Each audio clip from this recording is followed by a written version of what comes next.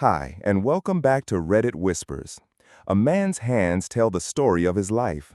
Mine are a roadmap of calluses, tiny scars, and the faint, permanent stain of wood varnish under the nails. For 40 years, I've been a furniture restorer. I don't just fix broken things, I coax the history back out of them. I find the soul in a piece of wood that others have discarded, and I give it a second life. It's a quiet, patient craft, a conversation between me and the past. It was the life my wife, Eleanor, and I built together. She was a teacher, a woman who built futures out of knowledge and kindness, and I was the man who restored the past. We weren't wealthy, but our home was rich with love and the smell of old books and lemon oil. And at the center of that world was our daughter, Amelia. From the moment she was born, she was my masterpiece. My hands, which could steady a trembling chair leg or delicately apply gold leaf, were never so purposeful as when they were holding her. When we lost Eleanor to cancer, Amelia was only 12. In the echoing silence of our home, we clung to each other. My life's focus, which had always been shared between my wife and my daughter, narrowed to a single brilliant point: Amelia. Every splinter in my hand, every hour of overtime, every skipped vacation was for her. I was no longer just restoring furniture, I was building her future. Her dream was to become a surgeon, a healer, a dream born from the helplessness we both felt watching her mother fade away. It was a noble, expensive dream, and I poured every ounce of my being into making it a reality. I sold my beloved workshop, the one Eleanor had helped me build, and moved my tools into our cramped garage, all to fund her pre-med courses. I took on extra work, my nights filled with the meticulous work of stripping back layers of neglect from other people's heirlooms, all so she could build a future where she could mend human bodies. I never felt a moment of regret. Watching her walk across the stage at her medical school graduation was the proudest moment of my life. My masterpiece was complete. She was brilliant, compassionate, and beautiful. And it was during her residency that she met Liam. He was a resident as well, but that's where the similarities ended. Liam came from the kind of family that I had only ever seen in the glossy pages of magazines I used to fix their antique tables. His family, the Sterling Thorns, were old money, a dynasty of investment bankers and corporate lawyers. Their hands were smooth, their stories written in stock portfolios and charitable galas, not in wood grain and calluses. I was wary, but Amelia was in love. She saw in Liam a world of sophistication and effortless success, a world so different from the one of sawdust and sacrifice she had grown up in. I saw the way his parents, Charles and an icy, elegant woman named Beatrice, looked at me during our first meeting. They looked at me like one of the pieces of furniture I restore, a charming, rustic antique, interesting to look at for a moment, but ultimately not something you'd want in your clean, modern living room. I tried. I swallowed my pride. I wore the stuffy suit they bought me for their get-to-know-you dinner, at a restaurant where the water cost more than a meal in my world. I listened to their talk of regattas and European holidays, a silent ambassador from a foreign land. All that mattered was Amelia's happiness. If this was the life she wanted, I would find a way to make peace with it. The day she called to tell me they were engaged, my heart swelled with a pure, uncomplicated joy. My daughter, my brilliant, beautiful daughter, was getting married. I immediately thought of the account. For 20 years, since the day Amelia was born, I had been putting money aside. It was our wedding fund. Every time I finished a big project, a little bit of the profit went into that account. It wasn't a fortune, but to me, it was a king's ransom, a tangible symbol of my love and sacrifice. It was meant to give her the beautiful wedding her mother would have wanted for her, a day without compromise or worry. I told her about it, my voice thick with emotion. I told her it was all hers, to use for the wedding, for a down payment on a house, for whatever they needed. She cried, and for a moment she was my little girl again, and the vast, sterile world of the Sterling Thorns faded away. I spent the next few months in a state of happy anticipation. Amelia was busy, of course, with her residency and the wedding planning. Our calls became shorter, more hurried. She and Beatrice, she said, were handling everything. They had hired a famous wedding planner. They were looking at exclusive venues. I was told to just relax, that they had it all under control. I felt a small pang of exclusion, but I pushed it down. This was their world, their way of doing things. I was from a different era. My role was to provide the foundation, the quiet, steady support from the background. I kept working, adding more to the fund, wanting to give her every possible advantage. One Tuesday, I finished a particularly difficult restoration of a 19th century writing desk. The client was overjoyed and paid me a handsome bonus. I immediately deposited it into the wedding account, my heart feeling light and full. That evening, I called Amelia, my voice buzzing with excitement. I wanted to tell her about the extra money, and I wanted to ask about the engagement dinner. I knew it was coming up, and I hadn't received an invitation yet. I assumed it had just gotten lost in the mail. "Hi, sweetie," I said when she answered, her voice sounding distant and distracted. "I was just calling to ask about the dinner. I want to make sure I have the right suit cleaned. What time is it on Saturday?" There was a pause, a brief, cold silence that felt 1,000 miles long. Then she said the words that cracked the foundation of my world. "Oh," she said, her voice casual, almost breezy, with an edge of something I couldn't quite place. Was it annoyance? "Oh, we had it yesterday, Dad." The silence that followed her words was not empty. It was filled with a roaring, rushing sound, like the world was collapsing in on itself.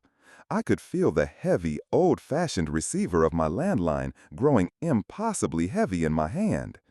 "Yesterday?" I repeated, my voice a hollow echo of itself.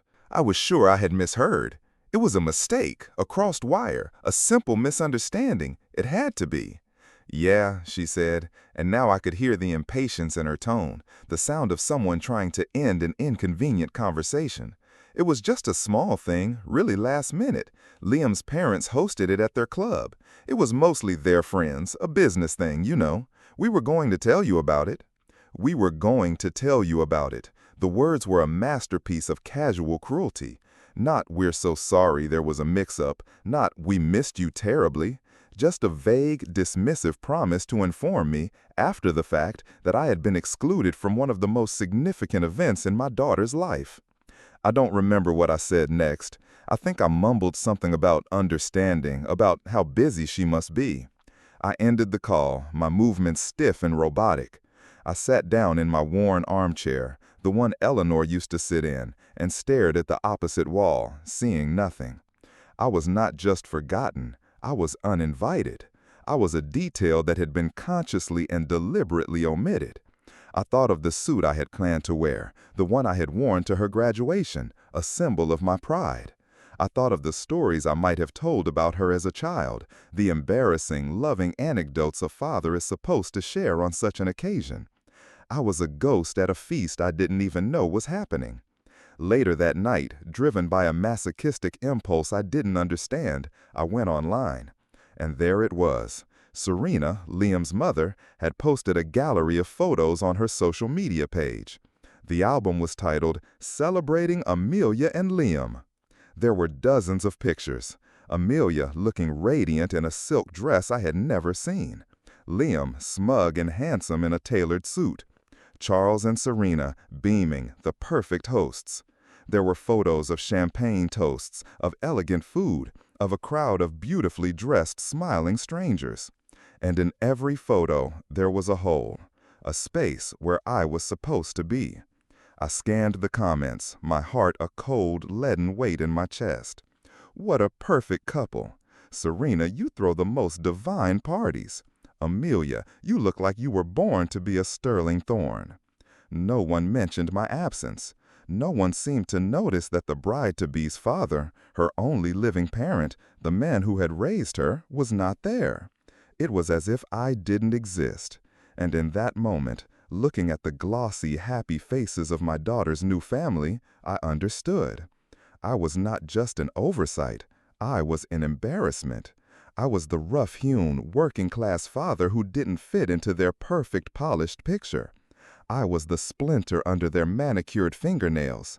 My calloused hands, my simple life, my garage workshop. It was all a part of a past she was actively trying to erase. The grief was a physical thing, a crushing pressure that made it hard to breathe. It was a grief deeper and more complex than the one I had felt for my wife. That was a loss to the cruelties of nature. This was a loss to the casual cruelty of a human heart, my daughter's heart. For days, I existed in a fog. I went to my workshop. I stared at the pieces of wood, but my hands had lost their purpose. What was the point of restoring the past when my own was being so thoroughly dismantled? Amelia called a few days later, her voice bright and cheerful, as if our last conversation had never happened. She talked about the wedding, about the dress, about the flowers. She didn't mention the dinner.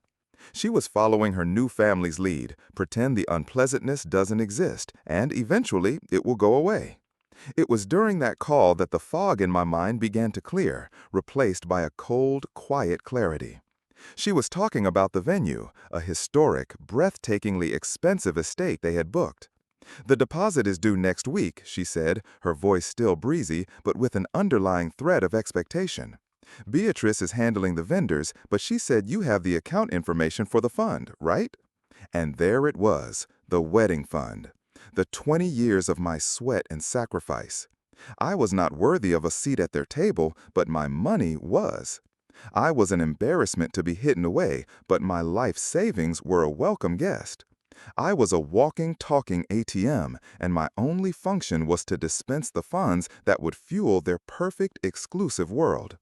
A strange sense of calm washed over me.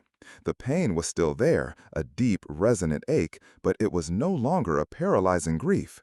It was hardening into something else, something solid, something that felt like a purpose. "Of course, sweetie," I said, my voice smooth and steady, not a hint of the storm raging inside me. "I have it all right here. Just let me know where to send it. I want your day to be perfect." She was relieved. I could hear it in her voice. The inconvenient, emotional father was gone, replaced by the compliant, useful one. She had no idea that in that moment, the wedding she was planning had just been canceled. She had no idea that the foundation of her perfect day, the foundation I had spent a lifetime building, was about to be repurposed. My masterpiece, my daughter, had decided I was a piece of her past to be discarded. She had forgotten that I am a restorer, and sometimes the most important part of a restoration is deciding what is truly worth saving.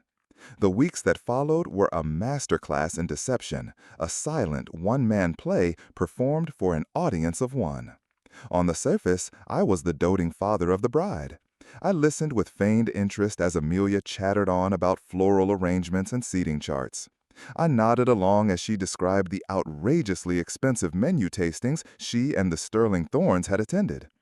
I was a ghost in the machine of her wedding, a benevolent, invisible presence whose only role was to provide the fuel. Every cheerful conversation was a twist of the knife, a reminder of my true status. I was good enough to pay for the party, but not good enough to attend it. The wedding fund became my singular focus. It sat in a modest, high-yield savings account, an account I had opened the week Amelia was born. It was a testament to a lifetime of discipline, of saying no to myself so I could one day say yes to her. Now it would become the instrument of my own quiet declaration of independence. My plan was not born of rage. Rage is a hot, messy fire that consumes everything. My plan was born of a cold, profound sorrow. It was the quiet, methodical work of a craftsman. My goal wasn't to punish my daughter, but to teach her one final, painful lesson about value, a lesson she had so clearly failed to learn. My first step was to visit my wife's old school. It was in a struggling part of the city, a place of cracked pavement and resilient hope. Eleanor had taught there for 30 years. She had believed with every fiber of her being in the power of education and the importance of community. She had seen the spark of potential in children that the world had already written off. The school had a small, underfunded arts and vocational program. The wood shop was a dusty room with old, dangerous tools. The music program had instruments held together with tape. Eleanor had always dreamed of creating a proper workshop, a place where kids who weren't destined for Ivy League schools could learn a tangible skill, a craft, a way to build a life with their own two hands. While Amelia and Beatrice were debating the merits of cream versus ivory for the tablecloths, I was meeting with the school's principal. I laid out my proposal. I told him about Eleanor's dream. And then I told him the number, the full and complete balance of the wedding fund. The principal, a good man with tired eyes and a threadbare suit, just stared at me, his jaw slack. He thought I was joking. When he realized I was serious, tears welled in his eyes. The second step was to liquidate the account. I walked into my local bank branch, a place where the tellers had known me for years, and I requested a cashier's check for the entire amount, made out to the Eleanor Vance Memorial Workshop Fund. The teller, a kind woman named Martha, looked at the number and then at me. "That's a lot of weddings, Arthur," she said with a gentle smile. "It's for a different kind of foundation," I replied. The final and most crucial part of the plan was the gift. I couldn't just not pay for the wedding. That was too simple, too crude. My message needed to be delivered with the same quiet precision I used in my work. I went to my garage, to the small, cramped space that was now my workshop. I found a perfect piece of reclaimed oak, wood from an old library that had been torn down. It was a piece of wood with a history, of knowledge, of community. For a week I worked. I poured all the pain, all the love, all the disappointment of the past few months into that single object. I crafted a beautiful, intricate box. It was not ornate or flashy. It was simple, elegant, and perfectly made. The joinery was seamless, the finish as smooth as glass. It was a testament to my craft, to my life, to the values I had tried to pass on to my daughter. Inside the box, I placed two things. The first was a single framed photograph of her mother, Eleanor, standing in front of her old school, a group of smiling, adoring students around her. The second was the official, notarized letter from the school, detailing the establishment of the workshop fund and gratefully acknowledging the donation that had made it possible. I wrapped the box in simple brown paper and tied it with a piece of twine. My work was done. The day of the wedding arrived, a brilliant, sunny Saturday. I was expected to be at the venue early, to walk my daughter down the aisle, to hand her over to a family who saw me as little more than a walking checkbook. I put on my best suit, the one I had planned to wear to the engagement dinner. I looked at myself in the mirror, a simple craftsman in a world of wealth and illusion. I felt no anger, no fear, only a profound, heartbreaking calm. I picked up the box. The wedding planner, a frantic woman with a clipboard and a headset, had called me 3 times, her voice growing more shrill with each call. "Mr. Vance, we need you for the procession. The caterer needs the final payment. The florist is asking for you." I drove to the venue, the grand estate my life savings were supposed to have paid for. But I didn't go to the manicured garden where the ceremony was about to begin. I went to the bridal suite. I had a gift to deliver, and a lesson to impart. I knocked on the door of the bridal suite. A bridesmaid I didn't recognize, her face a mask of professionally applied makeup and panic, opened it a crack. "He's here," she hissed back into the room. A moment later, Amelia appeared at the door. She was a vision in white, a breathtakingly beautiful bride.